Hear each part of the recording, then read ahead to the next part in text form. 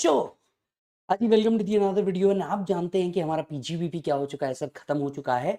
अब हमें क्या करना है, अब आप जानते हैं कि हम एक सीरीज ऑफ सेक्शंस क्या है पढ़ने वाले थे।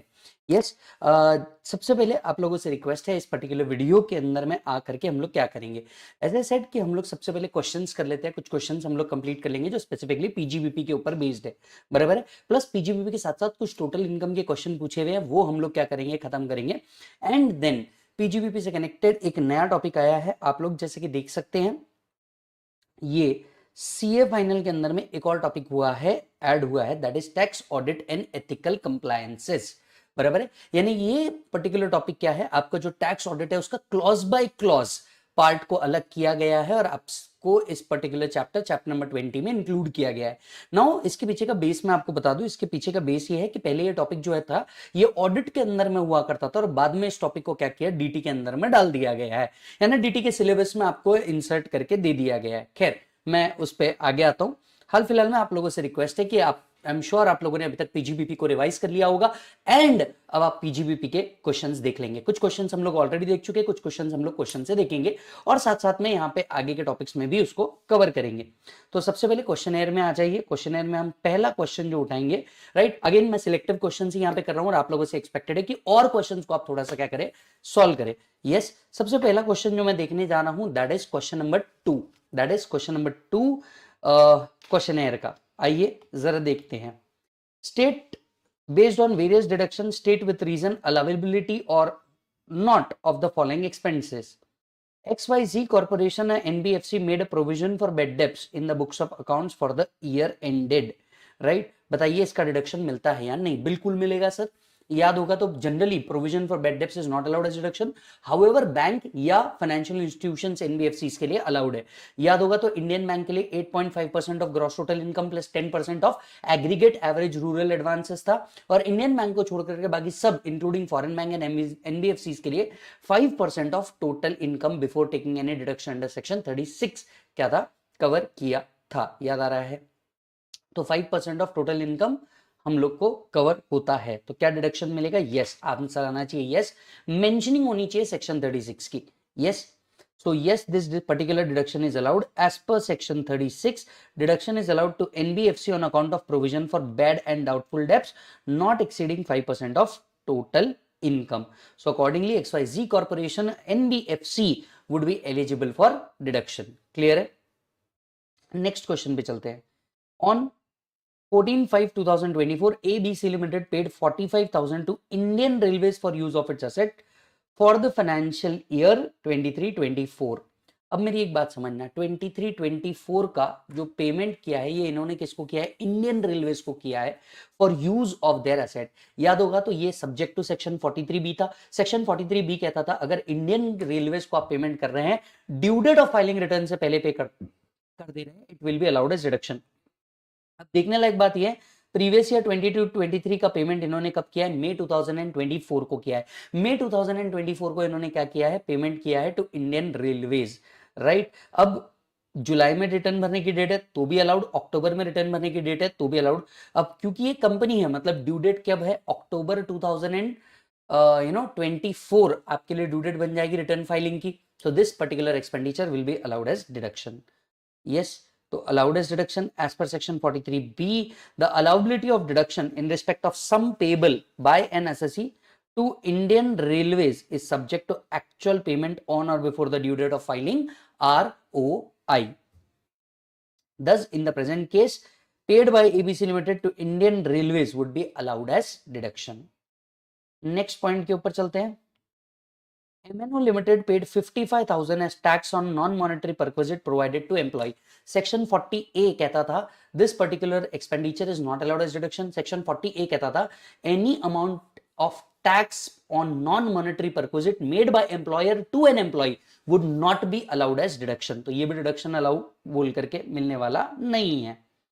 40A को mention करेंगे, income tax paid by employer, right, in respect of non-monetary perquisite paid to employee would not be allowed as deduction.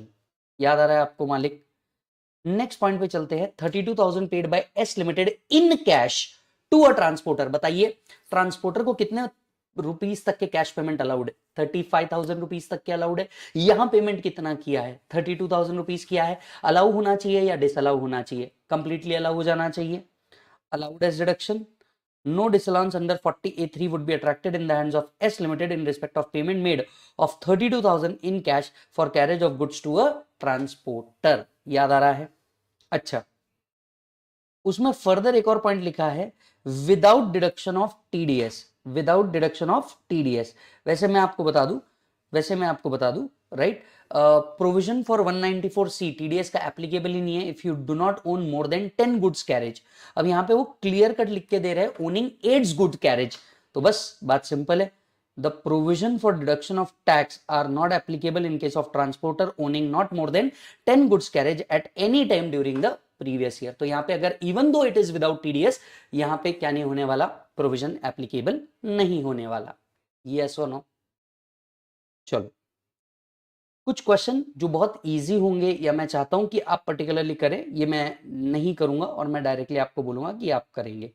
Next question जो मैं लेने जा रहा हूं दैट इज क्वेश्चन नंबर 7। इसमें से कुछ क्वेश्चन हमने ऑलरेडी लिए हैं, राइट। नेक्स्ट क्वेश्चन अपन लेने जा रहे हैं क्वेश्चन नंबर 7, चेक कर लो, बेस्ड ऑन सेक्शन 35 AD, बराबर। Let us read the question first.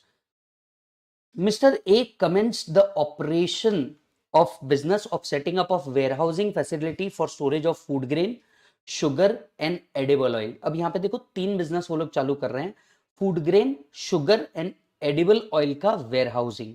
जबकि वेयरहाउसिंग ऑफ शुगर तो हमारा किसके अंदर में आता है, एलिजिबल बिजनेस के अंदर में आता है। वेयरहाउसिंग ऑफ शुगर तो हमारा एलिजिबल बिजनेस के अंदर में आता है।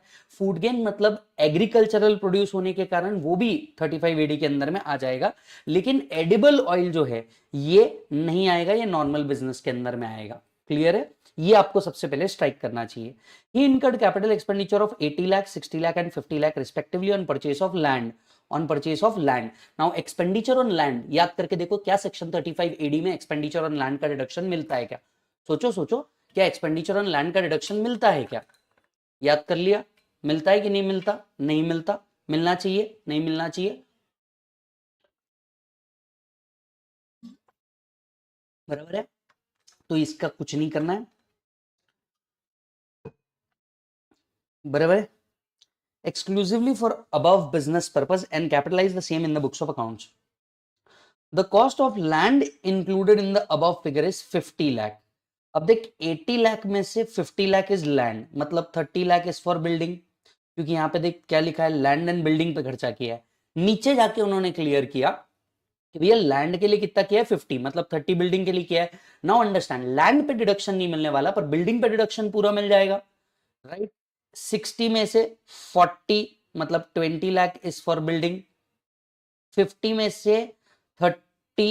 अब अंडरस्टैंड कीजिएगा, लास्ट जो बिजनेस है ये कौन सा बिजनेस है बेटा, एडिबल ऑयल का बिजनेस है। अब यहां से कैपिटल एक्सपेंडिचर का रिडक्शन नहीं मिलेगा, तो एक गलती मत कर लेना, ये 30 लाख माइनस मत कर देना, ठीक है। During the previous year he incurred capital expenditure of 20 lakh, 15 lakh and 10 lakh respectively for extension construction of building and which is used for the above business exclusively. The profit from business of setting up of warehouse for storage of food grain is given as 16 lakh, 14 lakh and 31 lakh। तो भैया profit भी आपको दे रखा है। Also assume in respect of expenditure incurred the payment was made by account pay check। तो ये भी बोल दिया कि भैया जितने पेमेंट किए हैं ये सारे के सारे अकाउंट पे चेक से किए हैं, मतलब हमारा एक और टेंशन कम हुआ। Compute the PGBP income and the losses to be carried forward assuming the A is exercising of shifting out of 115 BAC। Obviously बात है, अगर 115 BAC होता तो हम 35 AD का डिडक्शन ही नहीं ले रहे होते। तो ये क्वेश्चन तो बहुत क्लियर था कि वो 115 BAC से ऑप्ट आउट कर रहा है एंड बाकी सारी कंडीशन हम लोग फुलफिल कर रहे हैं, ठीक है। अब जरा ध्यान से सुनना, अब एडिबल ऑयल का जो बिजनेस है, क्या वो बिजनेस एक एलिजिबल बिजनेस है 35 AD में? The answer is no. 35 AD की पूरी सीरीज देख लोगे तो वो एक एलिजिबल बिजनेस नहीं है, मतलब उसका कंप्यूटेशन जो होगा उसमें से कैपिटल एक्सपेंडिचर माइनस नहीं किया जाएगा। जैसा एक नॉर्मल पीजीबीपी कंप्यूट होता है वैसे ही वो कंप्यूट होना चाहिए। Do you agree? एलिजिबिलिटी नहीं है। तो सबसे पहले आप प्रॉब्लम की शुरुआत ये बोल करके भी कर सकते हो, ये बोल करके भी आप कर सकते हो कि भैया एडिबल ऑयल जो है इसको 35 AD का डिडक्शन नहीं मिलेगा। तो ये एक नोट एग्जामिनर आपसे जरूर एक्सपेक्ट कर रहा होगा। Since setting up and operating a warehouse facility for storage of edible oil is not an eligible for deduction under 35 AD. Capital expenditure उससे रिलेटेड आपको अलाउ होने वाले नहीं है। तो ये पहला पॉइंट है जो आपने स्टार्ट करना चाहिए। अब मैं बोलता हूं, देखो अपन एलिजिबल जो एडिबल ऑयल है इसका बिजनेस को हम सबसे पहले क्या कर देते, अलग कर देते। एडिबल ऑयल के बिजनेस से कितना प्रॉफिट आया था, 31 लाख रुपीस आया था, राइट। तो सबसे पहले आपने चालू करना चाहिए क्या बेटा, एडिबल ऑयल।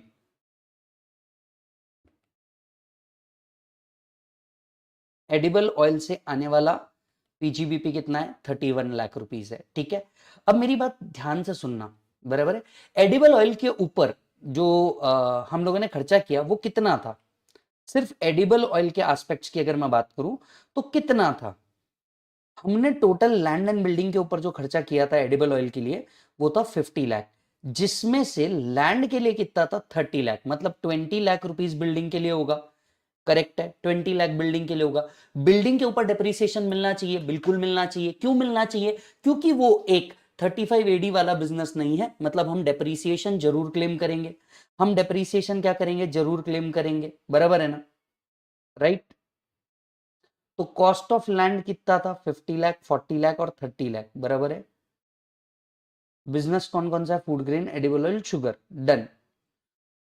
तो यहां 30 लाख रुपीस मतलब आपका 20 लाख रुपीस का बिल्डिंग हो गया। और कोई खर्चा किया था, इन्होंने फर्दर एक्सपेंडिचर इनकर किया था 10 lakh rupees for extension and construction of building, मतलब 20 लाख रुपए इधर के बिल्डिंग के प्लस 10 लाख रुपए और एक्सटेंशन और कंस्ट्रक्शन में खर्चा हुए थे। मतलब टोटल एक्सपेंडिचर कितना हुआ होगा, 30 लाख रुपीस हुआ होगा। इस 30 लाख का 10%, अब ये तो बताया नहीं है, बराबर है। एसेट एग्जैक्टली किस दिन खर्चा किया, क्या खर्चा किया, हम मोर देन 180 डेज मान लेंगे। मतलब इसमें से हम क्या माइनस करेंगे सर, डेप्रीसिएशन माइनस करेंगे एट द रेट ऑफ 10%, क्योंकि बिल्डिंग पे डेप्रीसिएशन रेट कितना है, 10% है, right. On the total value of 30 lakh, 30 lakh कैसे आया, 20 lakh being 50 lakh minus 30 lakh on land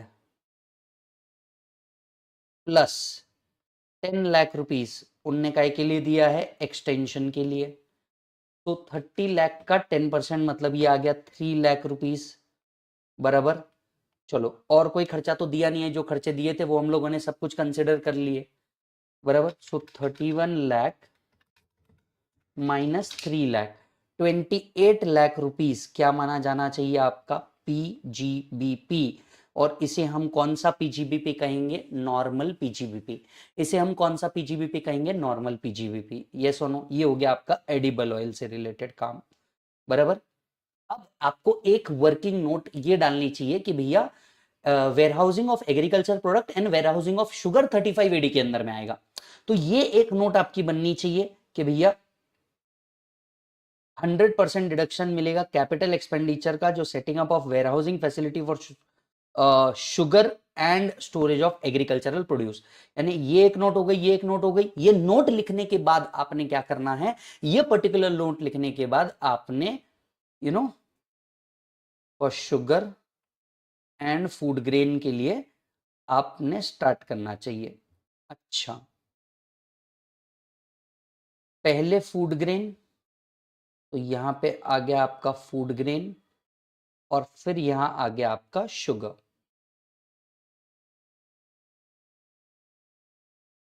बराबर है। ये जो प्रॉब्लम है ये आपके नए मॉड्यूल के अंदर में भी दिया हुआ है, एप्लीकेबल है सीए फाइनल, सीएमए फाइनल, क्योंकि कॉन्सेप्ट एक ही है, बात समझना। अब मुझे बताओ कितना खर्चा किया था हमने, 80 लाख एंड 60 लाख, जिसमें से लैंड पे कितना था, 50 एंड 40, मतलब बिल्डिंग के ऊपर 30 एंड 20 किया गया होगा। और नेट प्रॉफिट कितना आया, 16 एंड 14। तो सबसे पहले मैं यहां पे लिख देता हूं नेट प्रॉफिट। यहाँ पे नेट प्रॉफिट आ जाता है आपका 16 लाख एंड यहाँ पे आ जाता है 14 लाख, बराबर है। इसमें से हम माइनस करेंगे डिडक्शन अंडर सेक्शन 35 एडी, बराबर। बिल्डिंग के ऊपर कितना खर्चा किया, यहाँ पे आई गेस फर्स्ट इसमें 30 लैक्स, सेकेंड इसमें 20 lakhs, further extension of building के ऊपर भी खर्चा हुआ है,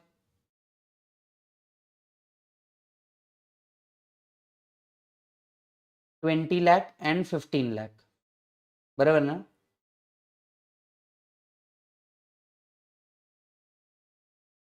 ये 20 लाख, ये 15 लाख, करेक्ट। चलो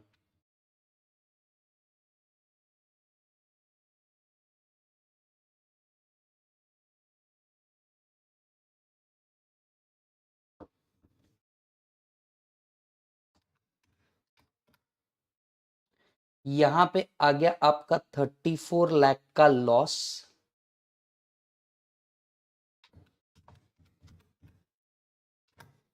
यहां आ गया आपका 21 लाख का लॉस, और आपका total loss from specified business बन गया 55 लाख।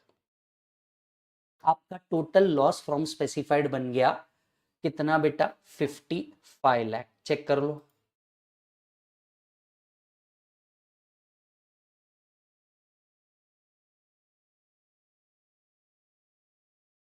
डन है। तो आपका नेट लॉस आ गया मालिक 55 लाख, 55 लाख आपका नेट लॉस है। अब एक सवाल उठता है, आपके पास एलिजिबल बिजनेस जो 35 एडी में आने वाला है उससे आने वाला लॉस है, और नॉर्मल बिजनेस इनकम है, क्या ये सेट ऑफ हो सकता है? कतई नहीं। ये दो रास्ते जो एक साथ कभी धरती पे मिलने ही नहीं वाले हैं।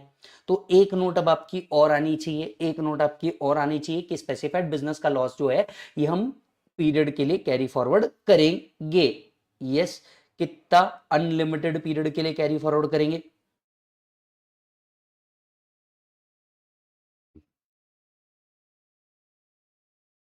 बराबर। एक अजम्पशन डालना पड़ेगा, building where put to use for more than 180 days, ये एक अजम्पशन भी आप लोगों ने डालना चाहिए। और देख सकते हैं आप, आपका net loss to be carried forward कितना आया बेटा, 55। एवरीबॉडी, ये आपका नेट लॉस आया जो आपने क्या करना चाहिए बेटा, कैरी फॉरवर्ड करना चाहिए। ठीक है, चलो जी।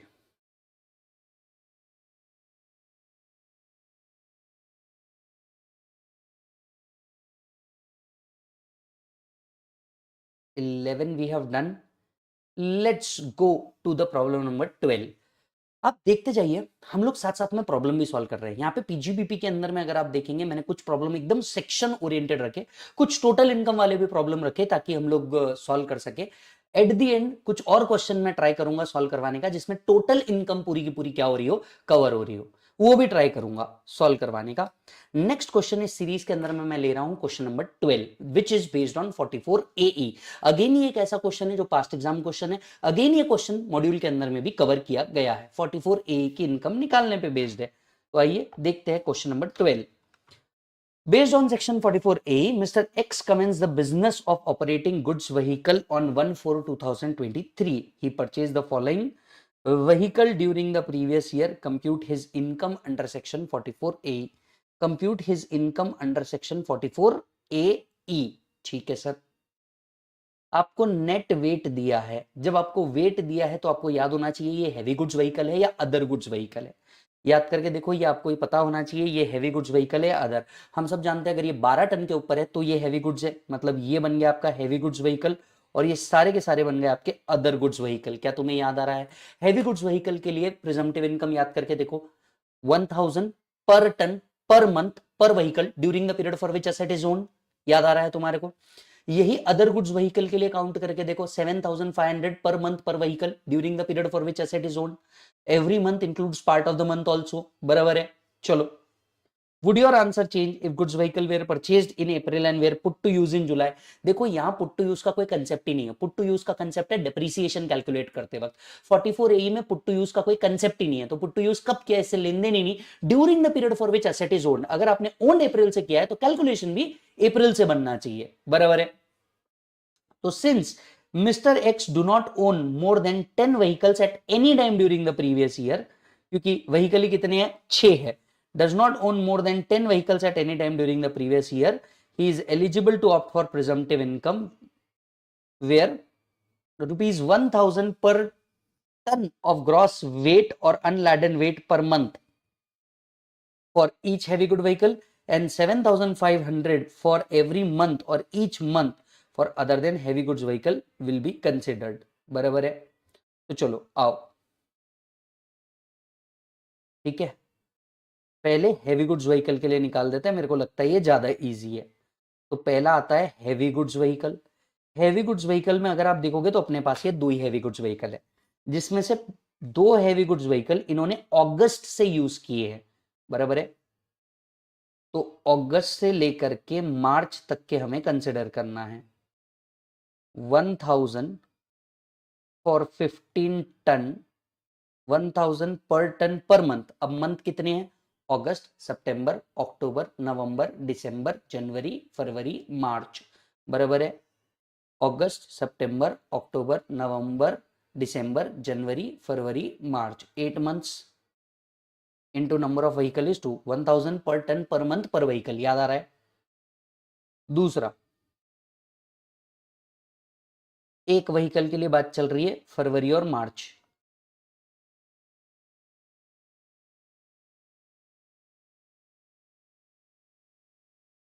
2 months 1 व्हीकल। लो जी, हैवी गुड्स व्हीकल का खत्म हुआ कैलकुलेशन। अब आते हैं अदर गुड्स व्हीकल के लिए। अदर गुड्स व्हीकल के लिए आते हैं, सबसे पहले अप्रैल से दो व्हीकल यूज हो रहा है,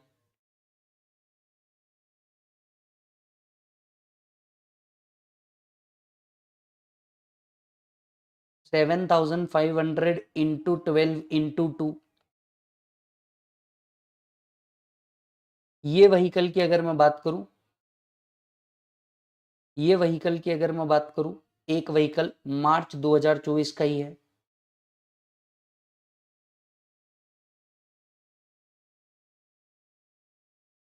आगे बढ़ते हैं, तीन व्हीकल है जो जुलाई से चालू हो रहे हैं।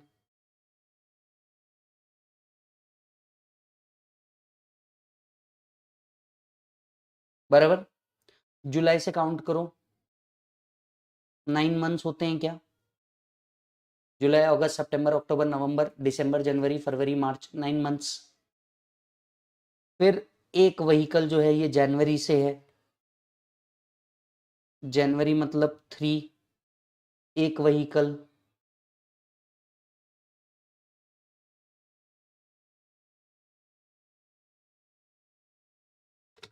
बराबर, लेट्स स्टार्ट देन।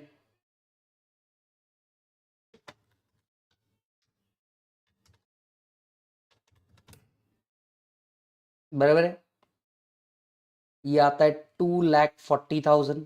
चेक कर लो फिर भी एक बार, ये इंसान गलती हो सकती है।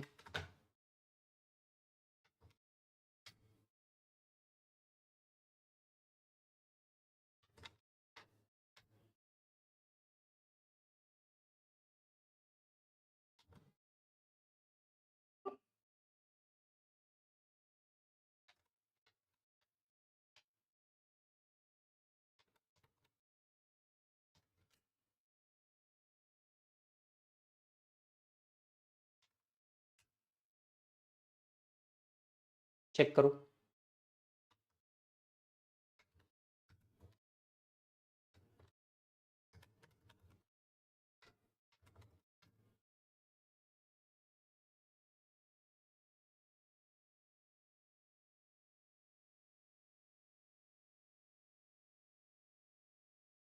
क्या आपका भी आंसर 682,500 आ रहा है?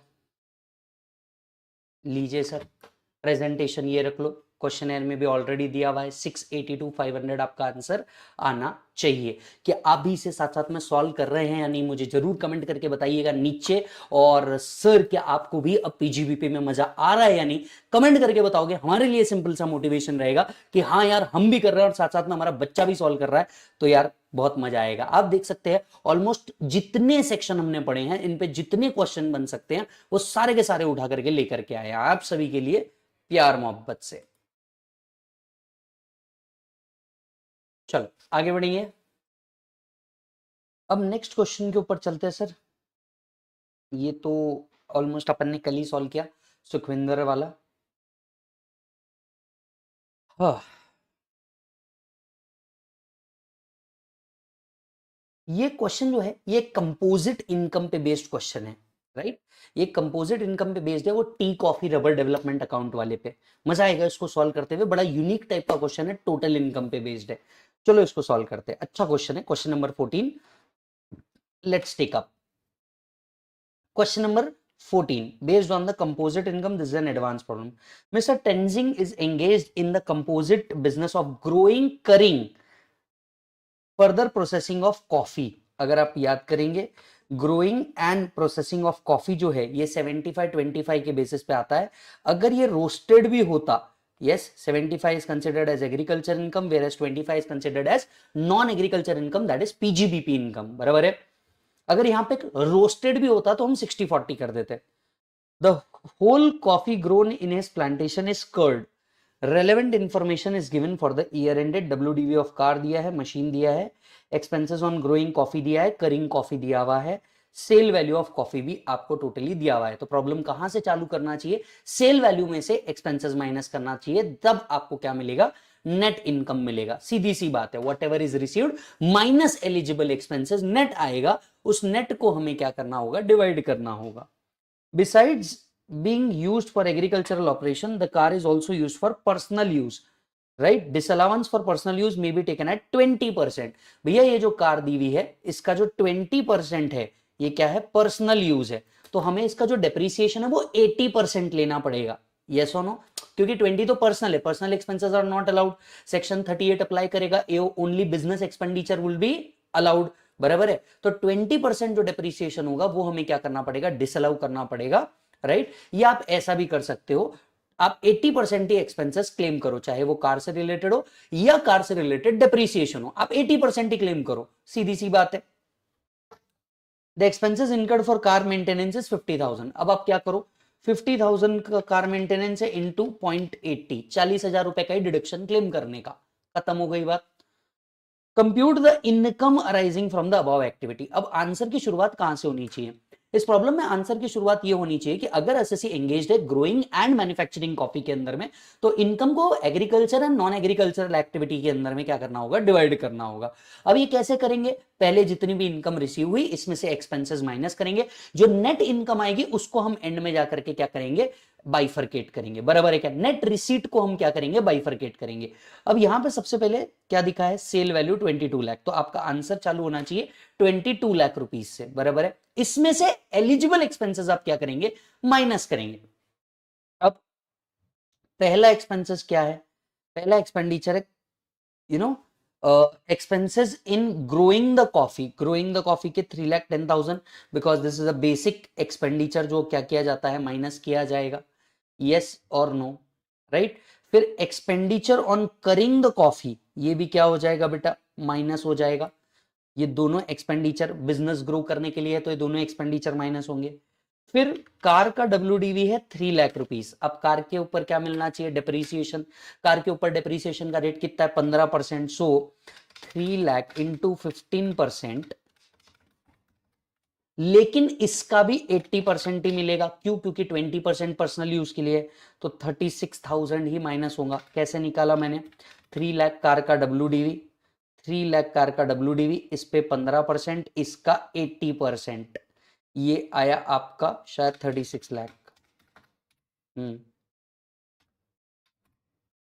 36,000, नॉट 36 लाख, बराबर है। इतना आप डिप्रीसिएशन का माइनस करेंगे। फिर मशीनरी यूज हुई है, मशीनरी पे पूरा 15%, इसका तो कोई तकलीफ ही नहीं है, तो 15 लाख का 15% आपको डिप्रीसिएशन आएगा। Yes, the WDV of machinery आपका आ गया 2,25,000 एज डिप्रीसिएशन, बराबर। 15 लाख का 15%, दैट इज 2,25,000। अब कार को मेंटेन करने के लिए कितना खर्चा लगा है? 50,000। 50,000 का 80%, 40,000 आप और माइनस करेंगे फॉर मेंटेनेंस ऑफ कार। 80% ही, क्योंकि 20% काय के लिए लिया गया है? बिजनेस पर्पस के लिए लिया गया है।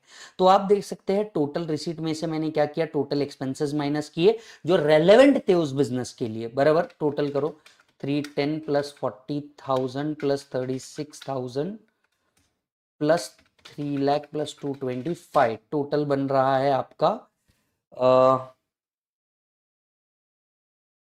Just give me minute. 310 plus 40 plus 36, ये आया 386. ये 3 लाख प्लस 225, ये आया 525 प्लस 386. टोटल आ रहा है, यहाँ टोटलिंग मिस्टेक है भाई साहब, टोटल आ रहा है 9,11,000. चेक कर लो, यहाँ टोटलिंग मिस्टेक है, ये आ रहा है 9,11,000. Total cost of operations.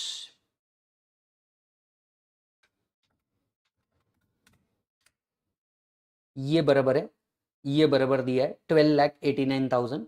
Surprisingly सिर्फ ये एक फिगर गलत हुई थी, तो आई अपोलोजाइज फॉर द सेम. कई बार ऐसा होता है यार, बुक्स बनाते वक्त कहीं जगह पे ये होता है, बिकॉज डायरेक्ट टैक्सेस या indirect taxes as the case में भी, जब आप बुक्स बनाते हो तो एक हाथ पॉइंट ऐसा रहता है जो मिस होता है. मल्टीपल पॉइंट्स भी हो सकते हैं, क्योंकि अमेंडमेंट्स बहुत जगह पे करने होते हैं, ऑलमोस्ट बुक ही हर बार अपडेट करनी होती है. तो प्लीज ये एक बार क्या कर दीजिए सर, रेक्टिफाई कर दीजिए. हाँ, हालांकि नीचे का सब टोटल बराबर है, सरप्राइजिंगली नीचे का सब टोटल बिल्कुल बराबर है. बराबर. अब इसका 75 एंड 25 करो, ये आया 966,750. ये आया बैलेंस 1289 माइनस किया 322,250. चेक कर लो. तो मैंने टोटल रिसीट लिया, टोटल रिसीट में से एलिजिबल एक्सपेंसेस हटा दिया और बाद में उसको कंपोजिट इनकम के बेसिस पे डिवाइड कर दिया. Nice question. डन है सर. चलो बढ़ेंगे आगे.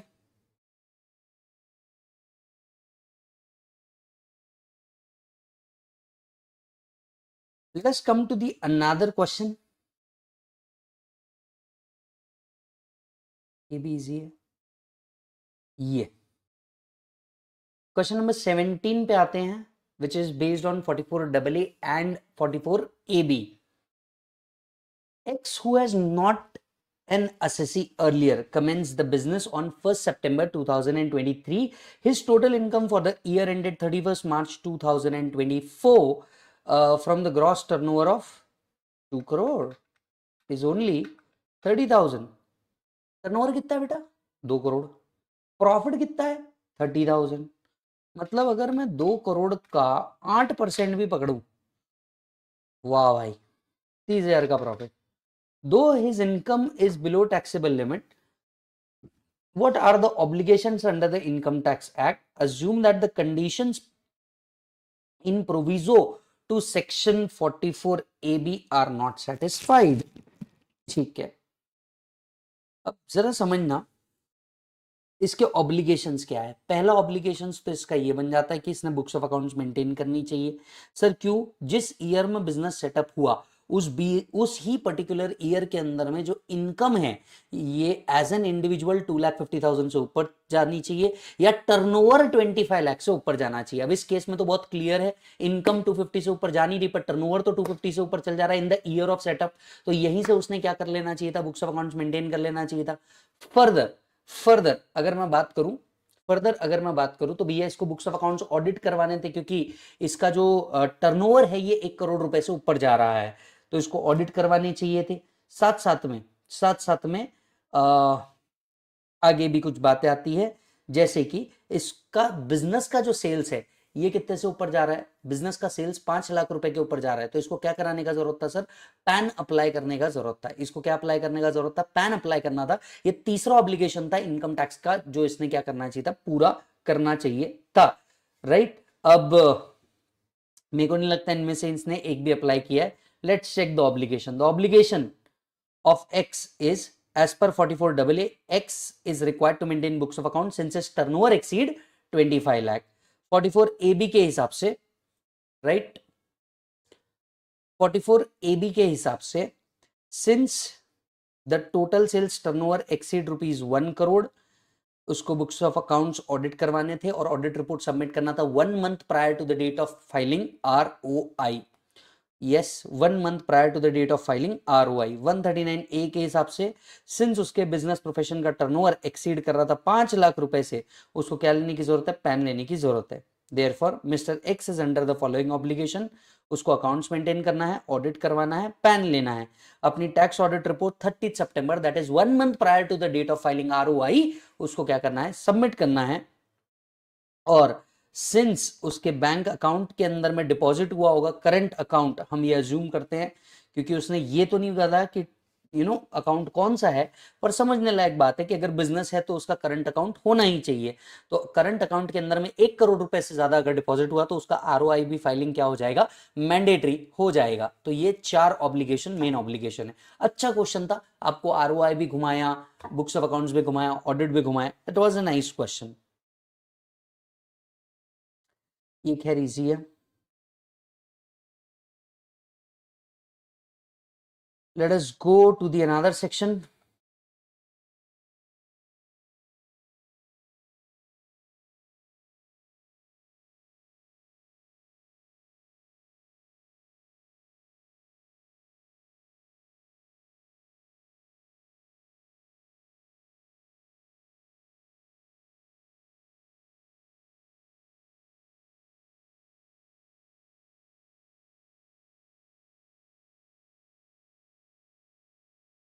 चलिए 24 नंबर पे आइए, क्वेश्चन नंबर 24 पे आइए। ये क्वेश्चन आईसीडीएस पे बेस्ड है, ये क्वेश्चन आईसीडीएस पे बेस्ड है। मैं कल आपको आईसीडीएस पढ़ा रहा था, तभी मैंने आपसे कहा था कि एक क्वेश्चन हम किसके ऊपर लेंगे, आईसीडीएस के ऊपर लेंगे। तो यही वो क्वेश्चन है। ये एक ऐसा क्वेश्चन है जो आपको accounting standard number 13 plus ICDS दोनों के ऊपर बेस्ड है। पहले याद करके दिखाता हूं, आईसीडीएस जो है ये सिक्योरिटी वाइज आपका सिक्योरिटी का वैल्यूएशन करता है, एक एक सिक्योरिटी वाइज, जबकि आईसीडीएस जो है AS13 जो है ये सिक्योरिटी वाइज करता है, और आईसीडीएस जो है ये कैटेगरी वाइज करता है। बराबर है कि नहीं है, बराबर है। वैल्यूएशन का तरीका क्या है, वैल्यूएशन का तरीका वही है, कॉस्ट और एनआरवी विच एवर इज, हाँ कॉस्ट और NRV whichever is lower आपको कंसिडर करना होता है। तो SG securities private limited is engaged in the business of trading in the shares and securities, the details of the shares held it by it as stock in trade is given. Shares दिए हैं PQRS limited के, और cost भी दिया है और NRV भी दिया है। The company value it's year ended stock in trade in accordance with AS13, determine the total amount of adjustment if any required in computation of income. तो देखिए कॉस्ट और AS13 क्या बोलता है, कॉस्ट और NRV whichever is lower that to security wise लेनी पड़ेगी। बराबर है। तो पहला सिक्योरिटी क्या बनता है, पी का बनता है कॉस्ट या NRV whichever is lower. तो भैया 50 इंटू 500 हो जाएगा ये, बराबर है ना। 50 इंटू 500 ये आपका क्या बन जाएगा, कॉस्ट। 50 इंटू 65 इंटू 500 ये आपका क्या बन जाएगा, एनआरवी। तो आप सिंपली क्या करोगे, कॉस्ट और NRV whichever is lower, तो 500 इंटू 50 आपका वैल्यूएशन क्या आ जाएगा, 25,000। दूसरा इधर क्या है, कॉस्ट और NRV whichever is lower, तो आप एनआरवी लेंगे, तो 200 इंटू 32 आपका एनआरवी आ जाएगा 6,400 रुपए, बराबर है। सिक्योरिटी वाइज एक एक सिक्योरिटी वाइज लोगे। तीसरा 110 इंटू 300 ये आ जाएगा 33,000 रुपीज, क्योंकि कॉस्ट और NRV whichever is lower, तो आप ये कंसिडर करेंगे। नेक्स्ट कॉस्ट और NRV whichever is lower, यहाँ पे कॉस्ट कम दिख रहा है, तो 25 इंटू 250 राइट 6250 आ जाएगा। तो आपका टोटल वैल्यू बनना चाहिए 25 प्लस 6,400 प्लस 33,000 प्लस 6250, आपका टोटल वैल्यू बनना चाहिए एज पर AS13 70,650। आपका टोटल क्या बनना चाहिए, 70,650। यस, चेक करो। अब हम लोग क्या करते हैं, हम लोग आईसीडीएस के अंदर में क्या करते हैं, आईसीडीएस के अंदर में हम कैटेगरी वाइज रख देते हैं। पूरी कैटेगरी ऑफ शेयर्स एक ही है, तो पूरा कॉस्ट पूरा एनआरवी इन दोनों में से जो लोअर रहेगा वो लेंगे। तो अब देखो ये लोग क्या करेंगे, पूरा कॉस्ट पूरा एनआरवी इन दोनों में से जो लोअर रहेगा वो लेंगे, और ये बन गया आपका ए आईसीडीएस के हिसाब से वैल्यूएशन, आईसीडीएस के हिसाब से आपका वैल्यूएशन। अब वो लोग कॉस्ट और NRV whichever is lower नहीं ले रहे, वो लोग पूरे कैटेगरी का लोअर ले रहे। Are you getting the point, मतलब पूरे कैटेगरी का कॉस्ट पूरे कैटेगरी का एनआरवी दोनों में से जो लोअर रहा वो कंसिडर कर रहा है। क्लियर है, चेक करो। डन है, चलो बढ़े आगे। कंसेप्ट पे बेस्ड क्वेश्चन था। This is based on 35D, easy question है। 26 we have already done. 27 is again based on depreciation, you can do it easily. Okay, 28 based on operating license on telecom. Telecom license के ऊपर एक question है, category वाला question है, मेरे हिसाब से अपन ने करना चाहिए। यस, यही एक क्वेश्चन आपके ओल्ड मॉड्यूल के ऊपर भी, ओल्ड मॉड्यूल के अंदर में भी अवेलेबल था। यही एक क्वेश्चन आपके न्यू मॉड्यूल के अंदर में भी रखा है। एक ही कैटेगरी का क्वेश्चन है, मेरे हिसाब से कर डालते हैं। फिर टोटल इनकम के भी कुछ क्वेश्चन हम लोग कंसिडर करेंगे आज इसके इस पर्टिकुलर वीडियो के अंदर में। आओ जरा देखते हैं। Question number 28, based on obtaining, X Limited is providing telecommunication services, acquired a telecom license at a cost of 50 lakh। ठीक है, कब लिया था? 1/4/2021, 10 साल के लिए लिया था। Assuming the telecom license is transferred in the previous year, let's say for 32 lakh, 43 lakh and 52 lakh। एक उनने 32 लाख पे किया, एक 43 लाख पे किया और एक 50, मतलब हमसे तीन तरीके के आंसर वो चाह रहे हैं। चलो, जब टेलीकॉम लाइसेंस सेल हुआ तो क्या, and if whole licence is transferred or part of the licence is transferred, मतलब पूरा कॉन्सेप्ट ये एक साथ ही पूछना चाह रहे हैं। Explain how transfer will be dealt under the income tax act and what is the deductible amount. अब जरा सोच करके देखिए, अगर 50 लाख का लाइसेंस है और 10 साल के लिए है, मतलब 10 साल के लिए 5-5 लाख को अपोर्शन किया जाएगा। 5 lakh will be apportion for every year. तो 21-22 का 5 लाख रुपए का डिडक्शन लिया होगा, 22-23 का 5 लाख का डिडक्शन लिया होगा, यानी अनअमोर्टाइज्ड अमाउंट बची होगी 40 लाख। डू यू अग्री और नॉट? 40 लाख रुपीज बची होगी अनअमोर्टाइज्ड अमाउंट, बराबर है। अब मान करके देखते हैं कि हम लोगों ने क्या किया, ट्रांसफर किया 32 लाख, 43 लाख या 32 लाख में, तो क्या क्या हो सकता है, बराबर। अब अज्यूम करें, अगर हम पहला situation, the whole licence is transferred, पहला मान करके चलते हैं होल लाइसेंस इज ट्रांसफर्ड। अगर होल लाइसेंस ट्रांसफर होता है तो गेन या लॉस, अगर होता है लॉस होता है तो अलाउड एज डिडक्शन, गेन होता है तो टैक्सेबल एज पीजीबीपी, बराबर है कि नहीं है? बराबर है। अब 40 लाख रुपीज अनअमोर्टाइज्ड अमाउंट है और आपने सेल कर दिया 32 में, मतलब 8 लाख रुपए का आपको लॉस हुआ। This loss will be allowed as deduction. Do you agree? This loss will be allowed as deduction. तो 32 लाख का डिडक्शन आपको मिल जाएगा, 32 लाख का डिडक्शन आपको मिल जाएगा। ये हुआ पहला कैटेगरी।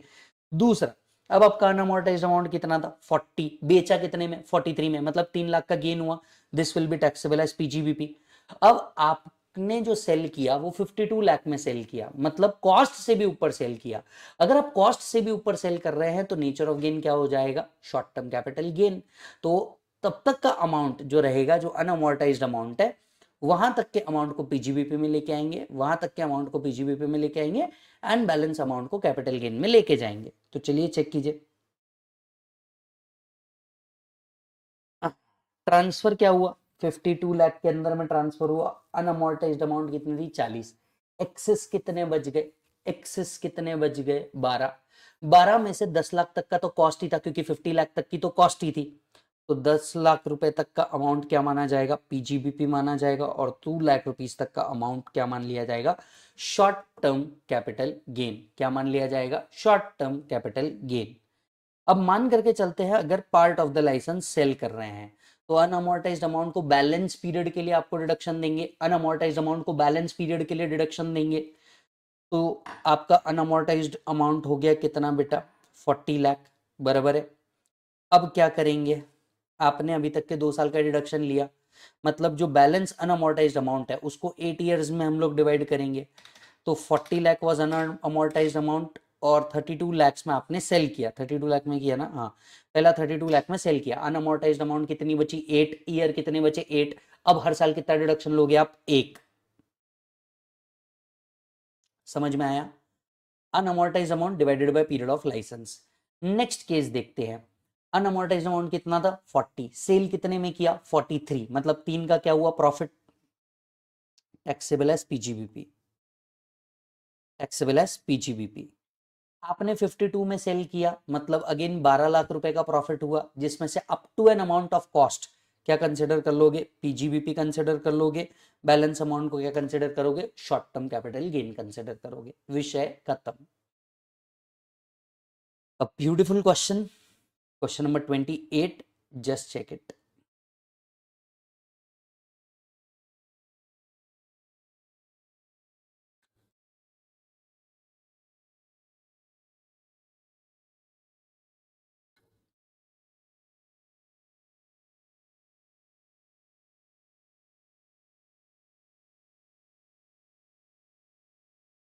डन है बेटा?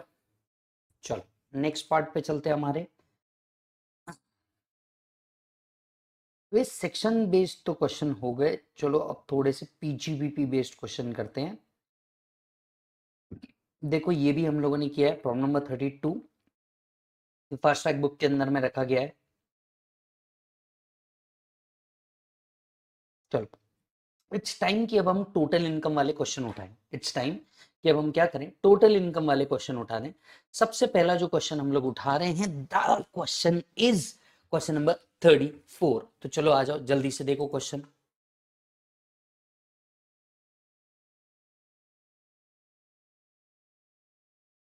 बराबर है, जल्दी से देखो क्वेश्चन। क्वेश्चन नंबर 34 उठा रहे हैं। अब जब भी देखो आपको प्रॉफिट एंड लॉस अकाउंट के क्वेश्चन है ना, आपको क्या करना है, बड़े सिंपल सी चीजें करनी है, सिंपल से स्टेप्स फॉलो करने हैं। इतना स्टेप्स भी आप फॉलो कर लोगे ना तो आपका काम हो जाएगा। ठीक है, ध्यान से सुनना। जब भी आपको टोटल इनकम वाले क्वेश्चन आए, स्पेशली जब भी आपको प्रॉफिट एंड लॉस अकाउंट दिया रहा है, make sure your answer should start with net profit every time. Your answer should start with net profit every time. इसके बाद आपको जाना है नोट्स के ऊपर, नोट्स के बाद जाना है क्रेडिट साइड, और क्रेडिट साइड के बाद आना है डेबिट साइड। तो चलो 4 स्टेप्स में हम इसको सॉल्व करना सीख लेते हैं। सबसे पहले जाना है नेट प्रॉफिट, नेट प्रॉफिट से जाना है नोट्स, नोट्स से जाना है क्रेडिट साइड, क्रेडिट साइड से जाना है डेबिट साइड। अगर आप इस बस इतनी सी चीज को फॉलो कर लेते हैं तो आपका आंसर बिल्कुल राइट आने के पूरे चांसेस है। And just take one thing at a time. वापस से रिपीट करूं, just one thing at a time. अगर आप इतना भी कर लेते हैं तो आपका काम हो जाता है, इसके ऊपर कुछ नहीं करने की जरूरत है। ठीक है, तो चलो आ करके देखते हैं। Raju is a manufacturer. कौन सी चीज पे आपको फोकस करना है? पहली चीज ये है कौन, assessee is individual, he is manufacturer, और प्रॉफिट एंड लॉस अकाउंट दिया हुआ है। डायरेक्ट प्रॉब्लम के एंड पे आए, हमसे क्या चाहिए भैया? आपको फर्दर इंफॉर्मेशन दी हुई है और आपको जाहिर सी बात है क्या कंप्यूट करना है, आपको कंप्यूट करना है इनकम या टोटल इनकम। तो सीधा सीधा है based on total income computation. कहां से चालू करना चाहिए? नेट प्रॉफिट से चालू करना चाहिए। तो आ जाओ नेट प्रॉफिट से चालू करते हैं। सबसे पहले नेट प्रॉफिट कितना दिया है? 5 लाख। अब जब भी ऐसा प्रॉब्लम दिया रहा है, एक और बार सिर्फ चेक कीजिए कौन कौन से हेड्स कवर है। अगर देखेंगे यहाँ पे आपको डिविडेंड दिख रहा है विच इज आईएफओएस, यहाँ पे आपको एग्रीकल्चर इनकम दिख रहा है which is also covered in IFOS. नीचे कहीं जाके देखोगे तो यहाँ पे हाउसिंग लोन प्रिंसिपल दिख रहा है, मतलब एचपी, यानी मल्टीपल वर्किंग नोट यहाँ पे बनने वाले हैं, ये बात तो फिक्स है। चलो आओ सबसे पहले बात करते हैं पीजीबीपी कंप्यूटेशन की। प्रॉब्लम नंबर 34 टोटल इनकम के ऊपर बेस्ड है। राजू असेसमेंट ईयर 24-25 इस पर्टिकुलर केस में, या एज द केस में भी जो आपका है, और यहाँ पे आ जाता है कंप्यूटेशन। बराबर, कौन कौन से वर्किंग नोट बनाने चाहिए? सबसे पहला पीजीबीपी का एक वर्किंग नोट बनेगा जिसमें आएगा आपका particulars rupees and rupees, starting up with net profit. Net profit कितना है? नेट प्रॉफिट आपको यहाँ पे दिया हुआ है 5 लाख रुपीज। ठीक है, ये आ गया आपका 5 लाख रुपीज। यहां तक के ओके है। नेक्स्ट नोट्स पे चलते हैं। Administrative charges include 46,000। ऊपर देखो, ये एडमिनिस्ट्रेटिव चार्जेस की बात कर रहे हैं। Administrative charges include 46,000 paid as commission to brother. Brother है मतलब कौन हो गया? रिलेटिव हो गया। Commission in the market rate is 36,000। Brother को कितने दिए? 46। मार्केट में कितना चल रहा? 36। क्या होगा? 48(2) लगाने की बात चल रही है कि यहाँ पे 48(2) any payment which is made to relative excessive payment क्या कर देंगे? डिसअलाउ कर देंगे। तो क्या करना होगा? यहाँ पे एड बैक करना होगा। एक्सेस पे टू रिलेटिव कितना ऐड कर देंगे? 10,000 रुपए ऐड बैक कर देंगे। जो एक्सेस है वो डिसअलाउ होगा तो 10,000 ऐड बैक कर देंगे यूजिंग सेक्शन 48(2). नेक्स्ट सेक्शन के ऊपर आ जाते हैं। The assessee paid 33,000 in cash to a transporter, right? This amount is included in manufacturing expenses. Assume that the provision of related to TDS are not applicable. तो 33,000 cash दिया जा रहा है related to transport payment, 100% allowed, कुछ नहीं करना है यहाँ पे, बस एक नोट डालेंगे, काम खत्म करेंगे। Third, a sum of 4,000 per month was paid as salary to a staff throughout the year, not recorded in the books of accounts. Very good adjustment. साल भर किसी को पेमेंट किया आप लोगों ने और उसको साल भर आपने रिकॉर्ड नहीं किया। बात समझ रहे हो? साल भर किसी को किया। अब हो सकता है किसी बच्चे के मन में आ जाए कि सर आप क्या करो, इसको प्रॉफिट से लेस कर दो, इसको डिडक्शन दे दो। बिल्कुल गलत एडजस्टमेंट है साहब। आपने बेसिक्स के अंदर में मेरे साथ पढ़ा हुआ है, आपने सर्च एंड सीजर में भी मेरे साथ पढ़ा हुआ है, अनएक्सप्लेन्ड एक्सपेंडिचर आता है ये, मतलब एक्सपेंडिचर जो आपने किया ये आपने बुक्स ऑफ अकाउंट्स में शो ही नहीं किया, अनएक्सप्लेन्ड एक्सपेंडिचर आता है सर ये। 48,000 needs to be added back. Sir 48,000 कैसे आया होगा? Salary not recorded in books of accounts. देखो एक आध महीने की अगर बात होती ना तो हम मान सकते थे कि भैया हाँ ये भूल गया होगा। एक आध महीने की अगर बात होती तो हम मान सकते थे कि ये भूल गया होगा, और इसीलिए हम लोग क्या करते थे, छोड़ भी देते थे। बराबर है। लेकिन थ्रू आउट द ईयर आप सैलरी दे रहे हो और आपने रिकॉर्ड नहीं किया, तो ये अनएक्सप्लेन्ड एक्सपेंडिचर के अंदर में जाएगा। ये कहां जाएगा? अनएक्सप्लेन्ड एक्सपेंडिचर के अंदर में जाएगा। Bank term loan interest actually paid was 20,000 and the balance was paid in November 2024. ठीक है सर, कितना अलाउ होगा? एक्चुअली कितना अलाउ होगा? देखो इंटरेस्ट टू बैंक इधर ऊपर दिख रहा है, इंटरेस्ट टू बैंक ऊपर दिख रहा है, कितना? 60,000 दिख रहा है, जिसमें से 20,000 पे हुआ है। चेक करो, जिसमें से क्या हुआ है? 20,000 पे हुआ है। बराबर है।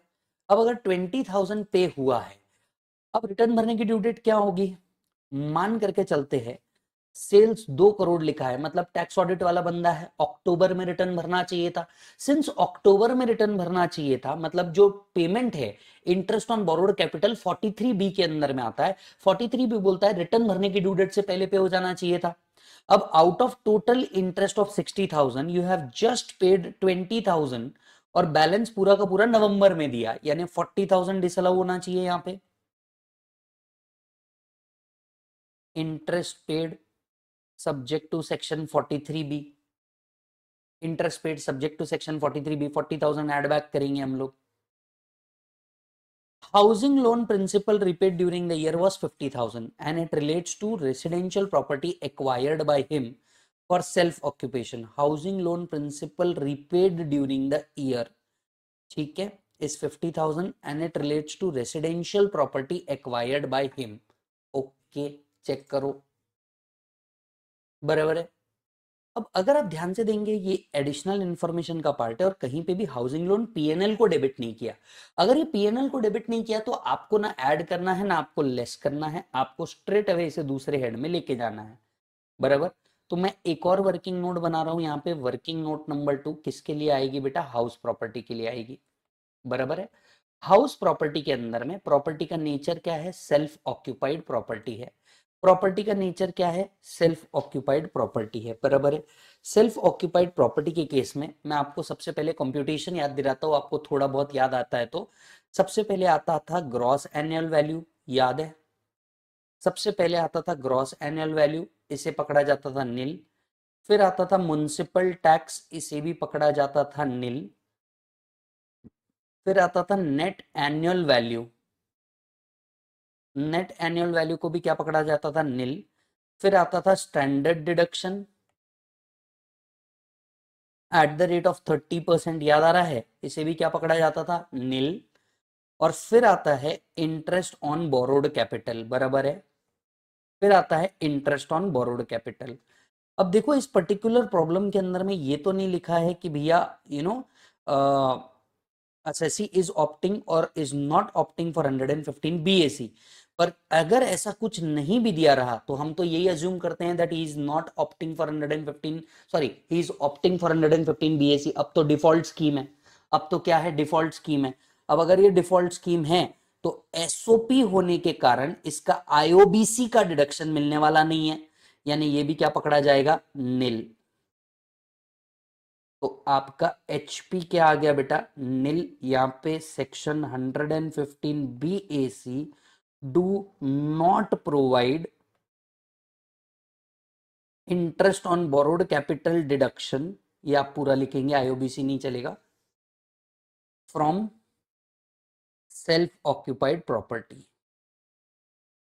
अगर यहां पे आप 115 BAC फॉलो नहीं करते तो आईओबीसी का डिडक्शन मिलना चाहिए, पर प्रॉब्लम में अगर कुछ नहीं बोला तो अब अमेंडमेंट के हिसाब से डिफॉल्ट स्कीम एप्लीकेबल होगा और उनके ऊपर ये डिडक्शन मिलने वाला नहीं है।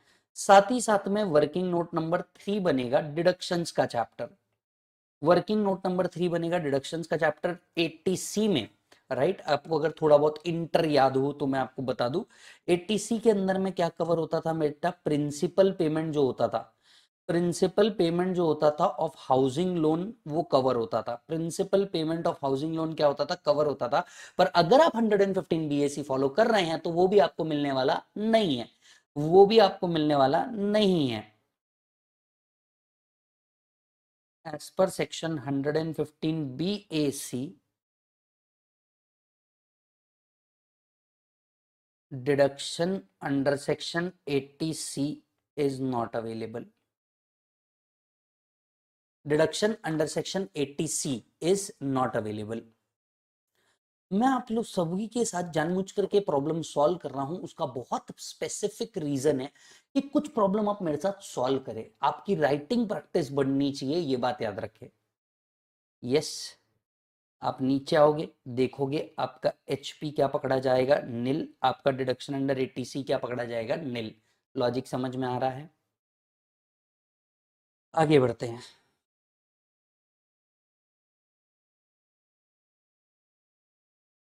Depreciation allowable under the act is to be computed on the basis of following information. ठीक है, डेप्रिसिएशन कंप्यूट करना पड़ेगा। Compute the total income assuming he pay tax under the default tax regime. Ignore application of 14A in respect of any exempt income. ठीक है, अनजान दो। एक और वर्किंग नोट बनाएंगे, working note number 4, depreciation. Depreciation के केस में opening WDV आएगा। क्या आएगा, ओपनिंग WDV। ओपनिंग WDV कितना आएगा,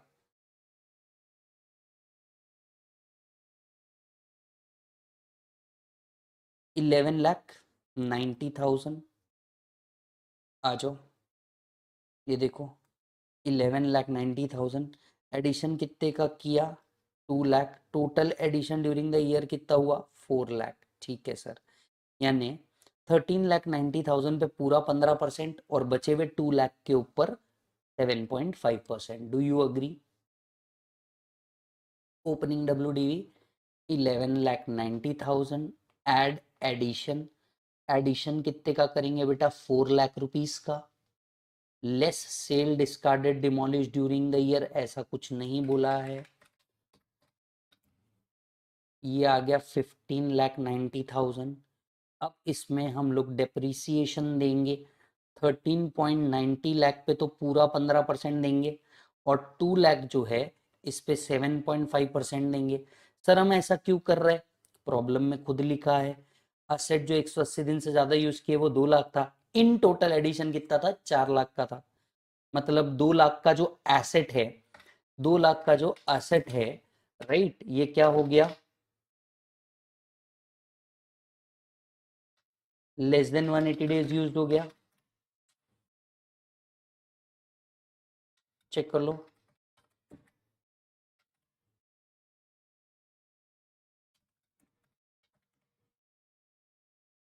बराबर, तो आपका टोटल डेप्रीसिएशन कितना हो गया, याद रखे एडिशनल डेप्रीसिएशन मिलने नहीं वाला, हम डिफॉल्ट स्कीम में। even though the assessee is engaged into manufacturing, even though the assessee is engaged into manufacturing, तो क्या अपना भी डेप्रीसिएशन उतना ही आ रहा है, 223,500 अपना भी डेप्रीसिएशन उतना ही आ रहा है। तो 223,500 का डेप्रीसिएशन अपने को क्या करना पड़ेगा, माइनस।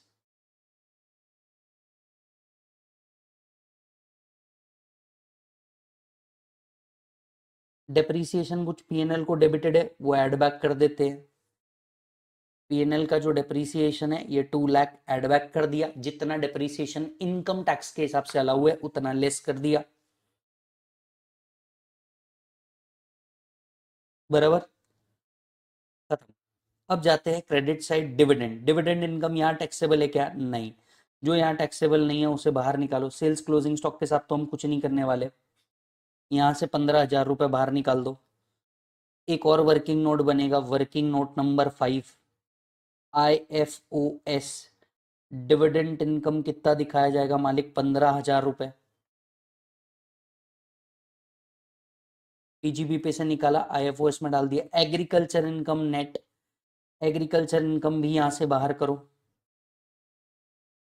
1,08,000, इधर 1,08,000, वेट, इधर एग्रीकल्चरल इनकम को कंसिडर करो, 1,08,000, ये एग्जम्प्ट है अंडर सेक्शन 10, 1,08,000, यहाँ क्या आएगा, नील, तो ये आ गया आपका 15,000, आईएफओएस बनेगा आपका 15,000, चेक करो, ये रहा आपका आईएफओएस, ये बन गया 15,000, बराबर है। देख लो लेस में आपने क्या क्या किया है, पीजीपी पे कंप्यूट करते हो 15,000, डिप्रीसिएशन 1,80,000, तीन चीजें लेस में आ गई, ये 15,000 प्लस 1,80,000 प्लस 2,23,500, ये हो गया 4,8,500, बराबर है। अब आते हैं डेबिट साइड पे, ओपनिंग स्टॉक, परचेस, मैन्युफैक्चरिंग में कुछ नहीं करना, ये सब एक्सपेंडिचर अलाउड है बिजनेस। एसजीएसटी की पेनल्टी है 5,000 रुपए की, एसजीएसटी की पेनल्टी है 5,000 रुपए की, क्या करना पड़ेगा सर, एड बैक, क्योंकि जीएसटी की पेनल्टी अलाउड नहीं है डिडक्शन बोल के, जीएसटी की पेनल्टी अलाउड नहीं है डिडक्शन बोल के, तो जीएसटी पेनल्टी एड बैक कर दी हमने। फिर general expenses, GST paid etcetera, ये सब अलाउड है डिडक्शन बोल करके। I think the problem is over, check करो, डेबिट के अंदर में आपको आना चाहिए 3,03,000, क्रेडिट के अंदर में 2,23,500 ऐड 15,000 ऐड 1,08,000, 346,500, चेक करो,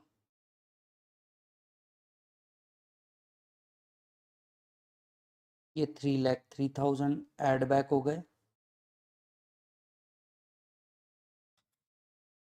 23,500 प्लस 15,000 प्लस 1,08,000,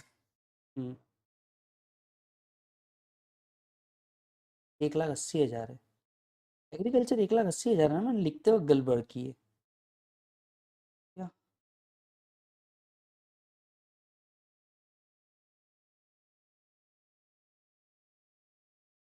हम्म, एक छोटा सा एरर है, एक मिनट,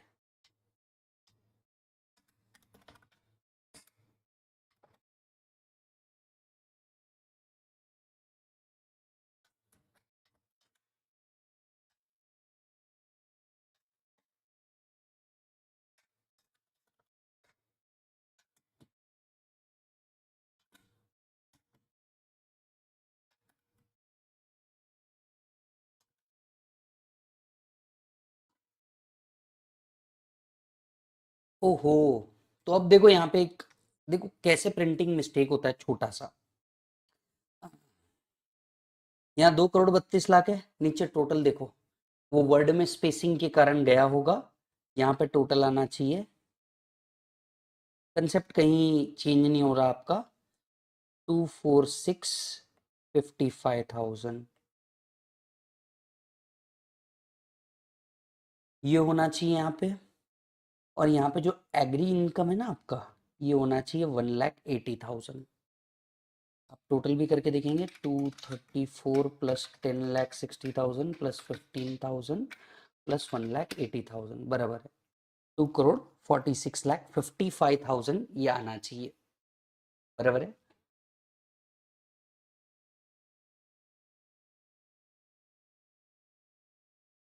यहाँ से एग्री इनकम जो है ये आपकी बननी चाहिए 1,80,000 माइनस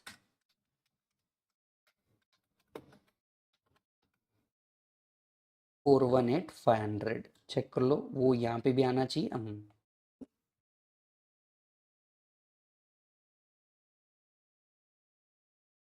ठीक है, तो एग्रीकल्चर को 180 रखना है यहाँ पे, टोटलिंग में मिस्टेक थी तो टोटलिंग भी रेक्टिफाई कर दी अपन ने।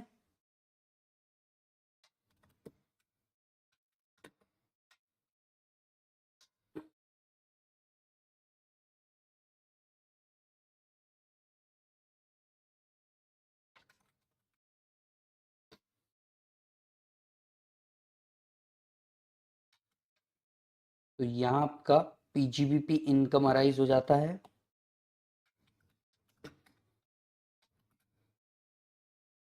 3,84,500 बराबर। अब आपका पीजीबीपी एचपी आईएफओएस आ जाता है। एचपी आपका आ गया नील, ये आया 384,500, आईएफओएस आया आपका 15,000 बराबर है। आपका टोटल बन रहा है 3,99,500। इसमें से कोई डिडक्शन माइनस नहीं होगा तो आपका टोटल इनकम बनेगा 3,99,500। चेक कर लो।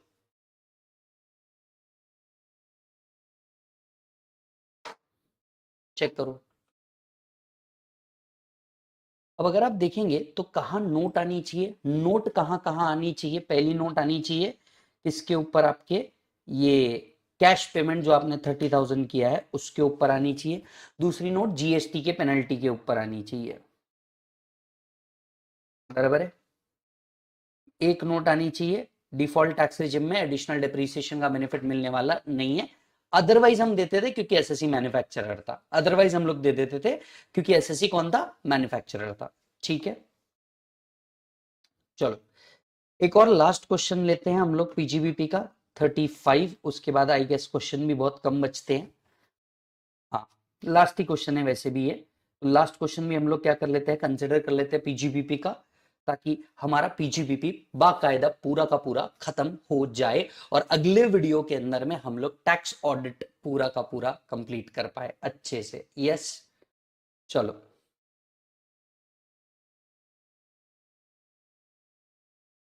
Shivam is a retail trader,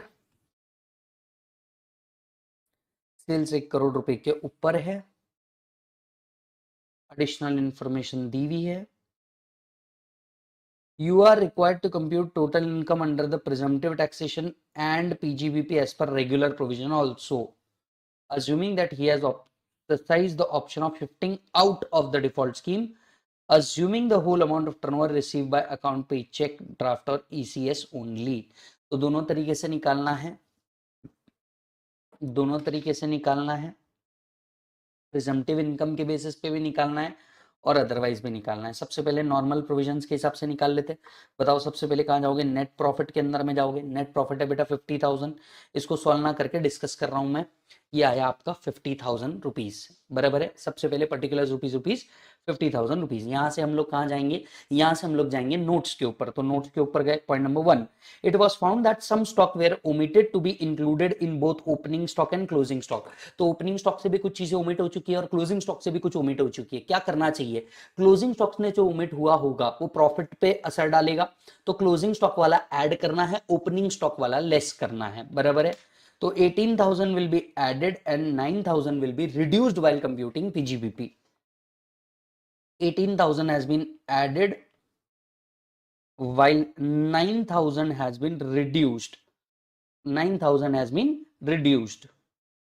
Next, salary include rupees 10,000 paid to his brother, which is unreasonable to the extent of 2,000. Again, related party payment 40A2 excess payment will be disallowed. Here 2,000 will be disallowed. Disallowed means will be added to the net profit. 2,000 added to the net profit. The whole amount of printing and stationery was paid in cash. ऊपर चलते हैं, printing and stationery 23,200 पूरा का पूरा cash में पे किया है। बताइए क्या होगा? Disallowed as per 40A3, disallowed as per 40A3, तो 23,200 will be added back using the section 40A3 cash payment. Next, depreciation provided in the profit and loss account is 1,05,000, which is based on the following.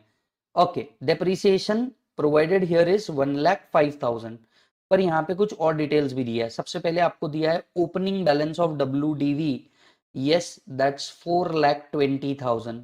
New plant and machinery has been brought for 70,000, ठीक है। Two old plant and machinery were sold for rupees 50,000. Okay, 4,40,000, pay 15%, that's 66,000 का depreciation. आपने कितना debit किया हुआ है? 1,05,000 debit किया है आपने। क्या करेंगे? 1,05,000 को ऐड करेंगे, 66 को लेस करेंगे, या नेट इफेक्ट भी हम लोग दे सकते हैं। ये 155 को ऐड कर दिया, 66 को लेस कर दिया, बराबर है। नेट इफेक्ट भी देते तो एक ही बात होती, कोई अदरवाइज बात नहीं है। Rent rates include GST liability 3,400 paid in April 2024। Return भरने से पहले टैक्सेस एंड ड्यूटीज पे किया है, अलाउड एज डिडक्शन 43B का नोट आना चाहिए, बराबर। Other general expenses include 2,000 paid as donation to public charitable trust. Is donation a business expenditure? Answer is no, not allowed as deduction. 2,000 will be added back. Low ji, 2,000 will be added back donation to public charitable trust. ठीक है,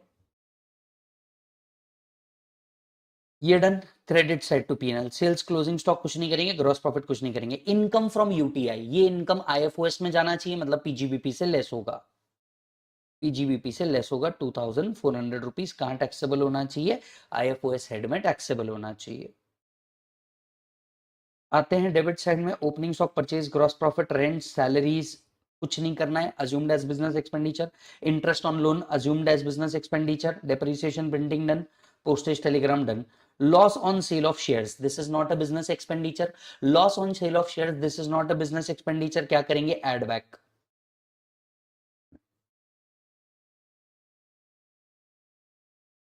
done है बेटा, खत्म। लो जी, आपका computation आ गया। मैं एक बार just retotalling error कर तो नहीं है वो देख लेता हूं। हो जाता है, ह्यूमन है, हो जाते हैं। ये परफेक्ट है, ये भी परफेक्ट है, ये भी परफेक्ट है, ये भी परफेक्ट है, बराबर। ये निकला नॉर्मल प्रोविजन के हिसाब से। अब 44 एडी के हिसाब से अगर हम निकाले तो 44 एडी के हिसाब से निकाले तो 1,211,500 इंटू 6%, बराबर। आपका जो आंसर आना चाहिए वो स्ट्रेट अवे आ जाना चाहिए 44 एडी के हिसाब से 1,12,11,500 का 6%, 6,72,690। सर 6% क्यों लिया आपने? पूरा का पूरा टर्नओवर काय में आया था, अकाउंट पे चेक में आया था, तो 6% ही लेना था। अब आपसे ये नहीं पूछा दोनों में से बेटर कौन है, आपको बोला था चुपचाप दोनों निकाल के रखो, आपने दोनों निकाल करके रख दिया। ये पंचायती बस मतलब कर लेना वहां पे कि भैया दोनों में से बेटर क्या है, बराबर है। लो जी सर, तो यहां मालिक आपका पीजीबीपी जो है ये खत्म होता है। हमने कुछ क्वेश्चन टोटल इनकम के लिए, राइट, और भी हमें क्वेश्चन लेने हैं टोटल इनकम के। तो जब जब मेरे को ऐसा लगेगा कि बोर हो रहा है तो पीजीबीपी के आकर के मैं क्वेश्चन ले लूंगा। इफ आई वांट टू, मैं आऊंगा और पीजीबीपी के जो बचे हुए क्वेश्चन है वो भी हम लोग क्या कर देंगे? सॉल्व कर देंगे। जैसे अगर आप ये देख रहे होंगे तो ये जो कुछ क्वेश्चन है ये भी हम सॉल्व कर देंगे। आप लोगों से तब तक के रिक्वेस्ट है कि आप लोग क्या करेंगे, इन द मीन टाइम जितने क्वेश्चन आपको पीजीबीपी के मिल रहे हैं, मॉड्यूल में मिल रहे हैं, आपके मॉड्यूल में उठाओ और सॉल्व कर दो। कहीं कोई दिक्कत नहीं आएगी, इस बात की गारंटी अपनी। पास्ट एग्जामिनेशन आरटीपी एमटीपी उठा लो, वो सॉल्व कर लो, कोई तकलीफ नहीं है, विथ रिस्पेक्टिव अमेंडमेंट। यस और नो? ये पर्टिकुलर वीडियो पूरा का पूरा हम लोगों ने पीजीबीपी के क्वेश्चंस के ऊपर डाला, स्पेसिफिक क्वेश्चंस के ऊपर डाला। कहीं कुछ क्वेश्चंस में आप अटकते हो तो बिंदास आप askvjsir@gmail.com पे मेरे को डाल सकते हो। ट्राई करूंगा मैं जल्दी से जल्दी आपके सवालों का जवाब देने के लिए। अब हमें क्या करना है, मैं इसके आगे का आपको पूरा माइंड मैप करके दे रहा हूं, प्लीज जरा ध्यान से सुनना, राइट। सबसे पहले अगर मैं इंडेक्स की बात करूं तो आप देख सकते हैं, आपको लगेगा कि सर बहुत सारे टॉपिक बहुत बाकी है, बहुत सारे टॉपिक बाकी है। बिलीव मी, बहुत सारे टॉपिक नहीं बाकी है। इसमें कुछ ही बड़े टॉपिक बनते हैं, जैसे टीडीएस एक बड़ा टॉपिक बनता है, एनआर टैक्सेशन बड़ा टॉपिक बनता है, उसके बाद में ट्रांसफर प्राइसिंग एक बड़ा टॉपिक बनता है, बाकी और चैरिटेबल ट्रस्ट। बाकी जो आप देख रहे हो ना, ये बहुत ही छोटे छोटे टॉपिक और बहुत स्पीड में निकलेंगे, बहुत स्पीड में निकलेंगे, राइट। इनमें से मैक्सिमम टॉपिक के अंदर में तो अमेंडमेंट भी नहीं है, तो जो मेरे पास रिकॉर्ड करा हुआ है वो मैं आपको तुरंत अपडेट करके दे दूंगा, ताकि आपका प्रिपरेशन यहां से और जल्दी से जल्दी हो जाए, राइट। अब इस पूरी सीरीज के अंदर में कौन कौन से टॉपिक आएंगे? अब इस पूरी सीरीज के अंदर में taxation of firm, taxation of AOP BOI आने वाला है। उसके बाद में set of and carry forward आने वाला है आप लोगों के लिए, यस और नो। इसके बाद में टनेज टैक्सेशन आएगा, टैक्सेशन ऑफ एचयूएफ आएगा। तो ये सब इसके कनेक्टेड टॉपिक है। टैक्सेशन ऑफ कोऑपरेटिव सोसाइटी आएगा। ये सब इसके कनेक्टेड टॉपिक है और ये सब बड़े आराम से और जल्दी से आपको हम लोग क्या कर देंगे, अपडेट कर देंगे। यस और नो। अब नेक्स्ट टॉपिक जो मैं आपको पढ़ाने जा रहा हूं that is tax audit which is totally amended. बिल्कुल नया टॉपिक ऐड हुआ है। किस लेवल पे ऐड हुआ है? सीए फाइनल लेवल पे ऐड हुआ है। यस, सीए फाइनल लेवल पे क्या हुआ है? ऐड हुआ है, right. Just give me a moment. Yes. और अगर मैं बात करूं सीएमए फाइनल वालों की, तो अगला टॉपिक जो है टैक्स ऑडिट। अगर आप चाहें तो इंटरेस्ट के लिए देख सकते हैं, नहीं तो आप सीधा उसके आगे के टॉपिक पे जंप कर सकते हैं। इंटरेस्ट के लिए देखना है तो देखो, सिलेबस में तुम्हारे नहीं दिया हुआ है। सिलेबस के अंदर में तुम्हारे को टैक्स ऑडिट का इतना डिटेल एक्सप्लेनेशन नहीं दिया हुआ है। टैक्स ऑडिट तुम 44 एबी ही याद रखो। सीएमए फाइनल की बात करो, सीए फाइनल वालों तुम्हारे लिए तो पूरा नया टॉपिक ऐड हुआ है, tax audit and ethical compliance. तो वो टॉपिक तुम्हारे को बहुत अच्छे से पढ़ना है, ये याद रख लेना। वो टॉपिक तुमको बहुत अच्छे से पढ़ना है, बराबर है। और उसके बाद सीरीज ऑफ सेक्शन आएंगे, सीरीज ऑफ टॉपिक आएंगे जो आपके बहुत सारे चैप्टर क्या कर देंगे, कंप्लीट कर देंगे। यस और नो। मिलूंगा आपसे अगले पार्ट के अंदर में, तब तक के लिए थैंक यू। अपना बहुत बहुत ख्याल रखिए। Bye bye and take care. Video को लाइक करना मत भूलिएगा और अगर पसंद आ रहा है तो अपने सारे दोस्तों तक के जरूर पहुंचाइएगा। Bye bye.